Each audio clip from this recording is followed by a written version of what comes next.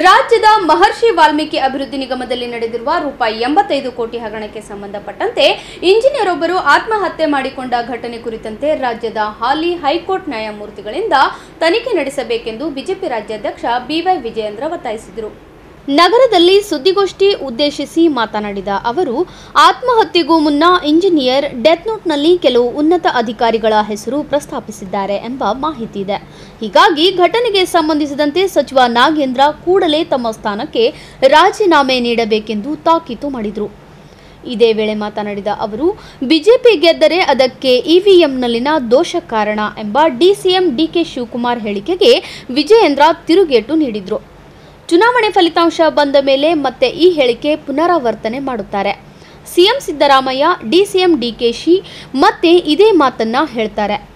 Guarantee ಯೋಜನೆಗಳಿಂದ ನಾವು ರಾಜ್ಯದಲ್ಲಿ ಅತಿ ಹೆಚ್ಚು ಸ್ಥಾನ ಪಡೆಯಲಿವೆ ಅಂದುಕೊಂಡಿದ್ದಾರೆ.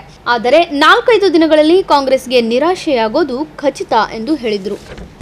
ರಾಜ್ಯ ಪ್ರವಾಸನ ಮಾಡ್ತಾ ಇದ್ದೇನೆ. ರಾಜ್ಯದಲ್ಲೇನು ವಿಧಾನ ಪರಿಷತ್ ಚುನಾವಣೆಗಳು ನಡೀತಾ ಇದೆ. ಪದವೀಧರ ಮತ್ತು ಶಿಕ್ಷಕರ ಕ್ಷೇತ್ರದ ಚುನಾವಣೆಗಳು ದಾವಣಗೆರೆ, ಚಿತ್ರದುರ್ಗ, ತುಮಕೂರು ಜಿಲ್ಲೆಯನ್ನು ಮುಗಿಸಿ ತದನಂತರದಲ್ಲಿ ಮೈಸೂರಿನಲ್ಲಿ JDS ಪಕ್ಷದ ಅಭ್ಯರ್ಥಿಗಳ ಪರವಾಗಿ, ವಿವೇಕಾನಂದ ಅವರ ಪರವಾಗಿ, ಚಿಕ್ಕಮಗಳೂರು, ಮಂಗಳೂರು, ಉಡುಪಿಯನ್ನು ನಿನ್ನೆ ದಿನ ಕಾರ್ಯಕ್ರಮಗಳನ್ನು ಮುಗಿಸ್ಕೊಂಡು ಗುಲ್ಬರ್ಗಾಗೆ ಬಂದಿದ್ದೇನೆ. ಒಬ್ಬರ ಶಿಕ್ಷಣ ಸಚಿವರು ಹೇಗಿರಬೇಕು, ಮಾದರಿಯಾಗಿರ್ಬೇಕು. ಅವರು ಯಾವುದೇ ಸಚಿವರಾದರೂ ಕೂಡ ಮಾದರಿಯಾಗಿರ್ಬೇಕು. ಆದರೆ ಒಂದು ಕಡೆ ನಮ್ಮ ಶಿಕ್ಷಣ ಸಚಿವರು ಹೇಳ್ತಾರೆ ನನಗೆ ಕನ್ನಡ ಬರೋದಿಲ್ಲ ಅಂತೇಳಿ ಅವರೇ ಮಾತನಾಡ್ತಾರೆ. ಮತ್ತೊಂದು ಕಡೆ ಶಿಕ್ಷಣ ಕ್ಷೇತ್ರದಲ್ಲಿ ಯಾವ ರೀತಿ ಅವಾಂತರಗಳನ್ನು ಸೃಷ್ಟಿ ಮಾಡ್ತಾ ಇದ್ದಾರೆ ತಾವು ನೋಡ್ತಾ ಇದ್ದೀರಿ. ನಿನ್ನೆ ದಿನ ಮತ್ತೊಂದು ಅಂಶ ಬೆಳಕಿಗೆ ಬಂದಿದೆ. ನಮ್ಮ ಮಾನ್ಯ ಸುರೇಶ್ ಕುಮಾರ್ ಅವರು ಆ ವಿಚಾರವನ್ನು ಎತ್ತಿದ್ದಾರೆ. ಬೆಂಗಳೂರು ಮಹಾನಗರದಲ್ಲಿ ತಾತ್ಕಾಲಿಕವಾಗಿ ಶಿಕ್ಷಕರನ್ನ ನೇಮಕ ಮಾಡೋದಕ್ಕೆ ಏನು ಪ್ರೈವೇಟ್ ಕಾಂಟ್ರಾಕ್ಟರ್ಸ್, ಲೇಬರ್ ಕಾಂಟ್ರಾಕ್ಟರ್ನ ಏನಿದ್ದಾರೆ ಅವರಿಗೆ ಆ ಒಂದು ಜವಾಬ್ದಾರಿಯನ್ನು ನೀಡಿದ್ದಾರೆ. ಅಂದರೆ ಶಿಕ್ಷಣ ಸಚಿವರು ಎಷ್ಟು ಗಾಂಭೀರ್ಯವಾಗಿ ತಮ್ಮ ಒಂದು ಇಲಾಖೆಯನ್ನ ಪರಿಗಣಿಸಿದ್ದಾರೆ ಅಂತ ಅನ್ನೋದನ್ನು ಮೇಲ್ನೋಟಕ್ಕೆ ಕೂಡ ಗೊತ್ತಾಗ್ತದೆ. ಇವತ್ತು ಮನೆ SSLC ಪರೀಕ್ಷೆ ಸಂದರ್ಭದಲ್ಲಿ ಇವನು 20 ಗ್ರೇಸ್ ಮಾರ್ಕ್ಸ್ ಅನ್ನ ಕೊಡ್ತಕ್ಕಂಥ ಕೆಲಸ ಮಾಡಿದ್ರು. ಇವತ್ತು ತಮಿಳುನಾಡಿನಲ್ಲಿ ಇವತ್ತು ಶಿಕ್ಷಣ ಕ್ಷೇತ್ರದಲ್ಲಿ ಇವತ್ತು ಶಿಕ್ಷಕರು ಕೂಡ ಇವತ್ತು ಸಮಸ್ಯೆಗಳನ್ನು ಎದುರಿಸ್ತಾ ಇದ್ದಾರೆ. ಮಕ್ಕಳು ಕೂಡ ಇವತ್ತು ಸಮಸ್ಯೆಯನ್ನು ಎದುರಿಸ್ತಾ ಇದ್ದಾರೆ. ಮತ್ತೊಂದು ಕಡೆ ಪೋಷಕರು ಕೂಡ ಚಿಂತೆಗೀಡು ಮಾಡಿರ್ತಕ್ಕಂಥದ್ದು. ಇಂಥ ಒಬ್ಬ ಶಿಕ್ಷಣ ಸಚಿವರು ಯಾತಕ್ಕೋಸ್ಕರ ಅವರು ಇಟ್ಕೊಂಡಿದ್ದಾರೆ ಸರ್ಕಾರ ಅಂತೇಳಿ ರಾಜ್ಯದ ಜನರು ಪ್ರಶ್ನೆ ಮಾಡ್ತಾ ಇದ್ದಾರೆ.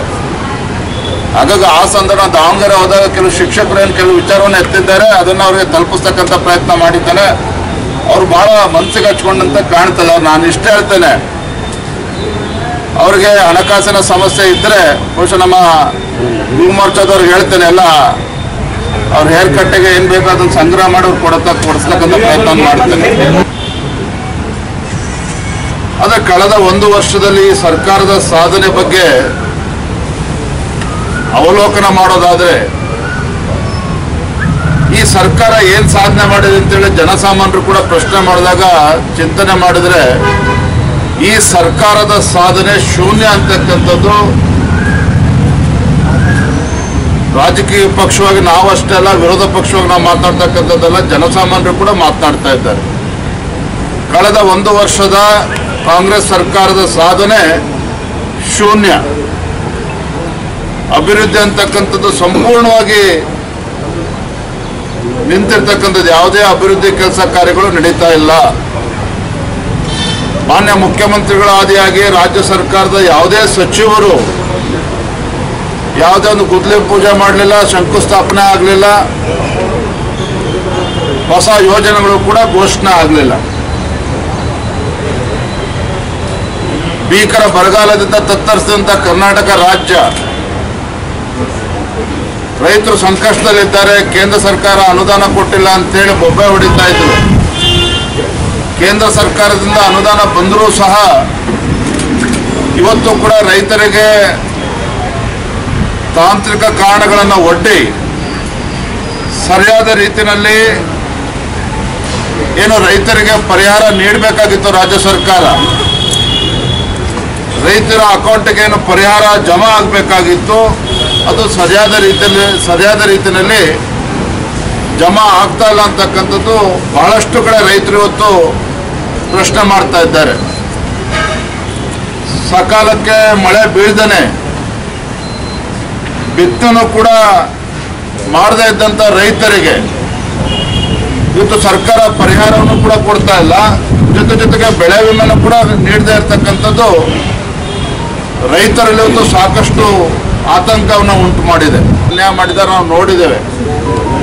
ಇವತ್ತು ನೂರಾರು ಕೋಟಿ ಹಗರಣ ಇವತ್ತೇನು ಬಯಲಿಗೆ ಬಂದಿದೆ. ಅಧಿಕಾರಿಗಳೇನು ಬರೆದು ಇವತ್ತು ಸೂಸೈಡ್ ನೋಟನ್ನು ಬರೆದು ಆತ್ಮಹತ್ಯೆ ಮಾಡ್ಕೊಂಡಿದ್ದಾರೆ.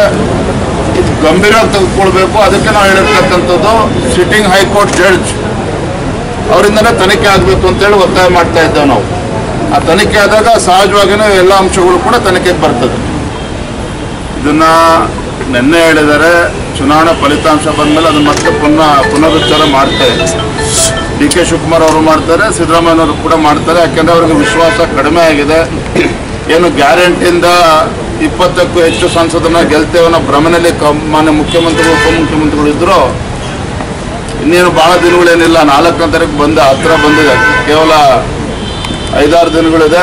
ಜೂನ್ 4ನೇ ತಾರೀಕು ಮತ ಎಣಿಕೆ ಆದ ನಂತರ ದೊಡ್ಡ ನಿರಾಸೆ ಹೊತ್ತು ಕಾಂಗ್ರೆಸ್ ಪಕ್ಷಕ್ಕೆ ಕಾಡ್ತದೆ.